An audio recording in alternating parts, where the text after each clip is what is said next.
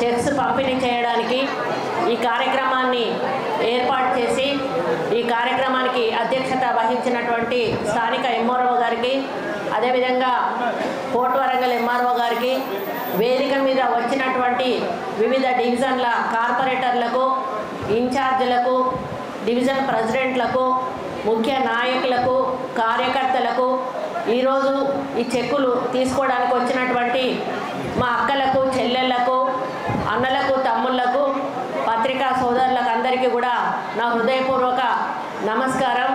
మరి గత ప్రభుత్వంలో సీఎం రిలీఫ్ ఫండ్ చెక్స్ కోకొల్లలుగా తీసుకోవడమే తప్పితే అవన్నీ పక్కన పెడుతూ కుప్పలు తెప్పలుగా అవన్నీ కూడా ఒక మూల పడేయడం జరిగింది.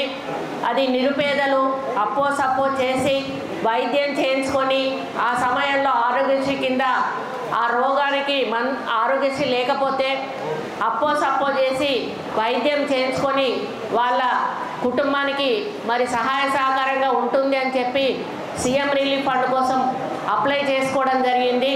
మరి గతంలో రాజశేఖర్ రెడ్డి గారు ఉన్నప్పుడు మనందరికీ తెలుసు, ఆ రోజు రాజీవ్ ఆరోగ్యశ్రీ పెట్టడమే కాకుండా 104, 102 వాహనాలను కూడా పెట్టి ఎన్నో లక్షల ప్రాణాలను కాపాడినటువంటి ఘనత ఆ రోజు రాజశేఖర్ రెడ్డి గారి ప్రభుత్వాన్ని. ఆ తర్వాత టీఆర్ఎస్ ప్రభుత్వం వచ్చినాక ఆరోగ్యశ్రీ నుంచి చాలా జబ్బులను తొలగించి నిరుపేదలకు వైద్యాన్ని దూరం చేసినటువంటి విషయాన్ని ఈ సందర్భంగా నేను విజ్ఞప్తి చేస్తూ ఉన్నాను.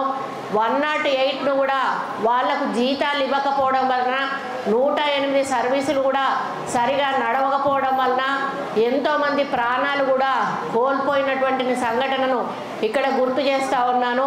మళ్ళీ ఎప్పుడైతే మీరు విశ్వసించి మీ నమ్మకంతో ఈరోజు కాంగ్రెస్ పార్టీ అయితేనే మళ్ళీ తెలంగాణ బాగుపడుతుంది, కాంగ్రెస్ పార్టీ అధికారంలోకి వస్తేనే నిరుపేదల బతుకులు బాగుపడతాయి, అభివృద్ధి జరుగుతుంది, సంక్షేమం జరుగుతుంది అని ఒక విశ్వాసంతో 6 గ్యారంటీలను నమ్మి ఈరోజు మాకు ఓటేసి మమ్మల్ని గెలిపించి ఈరోజు రేవంత్ రెడ్డి గారిని ముఖ్యమంత్రిని చేయడం జరిగింది.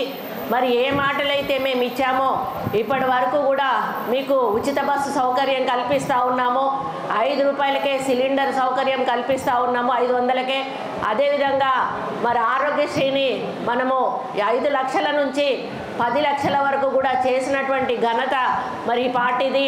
అదేవిధంగా 200 యూనిట్ల విద్యుత్ కూడా ఇప్పటికే ఫ్రీ విద్యుత్ కూడా సరఫరా చేస్తున్న విషయాన్ని కూడా ఈ సందర్భంగా తెలియజేస్తూ ఉన్నాను. ఈ అక్టోబర్ 2వ తారీఖు నుంచి కూడా మీ అందరికీ మనకు ఫ్యామిలీ కార్డ్స్ అని ఇవ్వాలని చెప్పి ఈరోజు ప్రభుత్వం ఒక నిర్ణయం తీసుకుంది. ఫ్యామిలీ కార్డ్ అంటే అందులో తెల్ల రేషన్ కార్డు ఉన్న వాళ్ళకి వైట్ రేషన్ కార్డు లాగా ఉంటుంది. మరి అందులోనే మీకు పెన్షన్ కానీ, గ్యాస్కి సంబంధించింది కానీ, ప్రతి ఒక్కటి అంటే రేషన్ షాపుకు సంబంధించింది కానీ అన్నిటికీ కూడా ఒకటే కార్డు, ఒక డిజిటల్ కార్డు అనేది ఉంటుంది. అది మేము తీసుకురాబోతూ ఉన్నాము. ఇప్పుడు ఇంతకుముందు అయితే మీ పాపకు పెళ్ళి అయితే అత్తగారింటికి పోతే ఆ పేరు మార్చుకోవడానికే కొన్ని సంవత్సరాలు. మరిన్ని వీడియోస్ కోసం ఛానల్ ని సబ్స్క్రైబ్ చేయండి, లేటెస్ట్ అప్డేట్స్ కోసం వాట్సాప్ ఛానల్ ని ఫాలో చేయండి, అండ్ లింక్ డిస్క్రిప్షన్ లో ఉంది.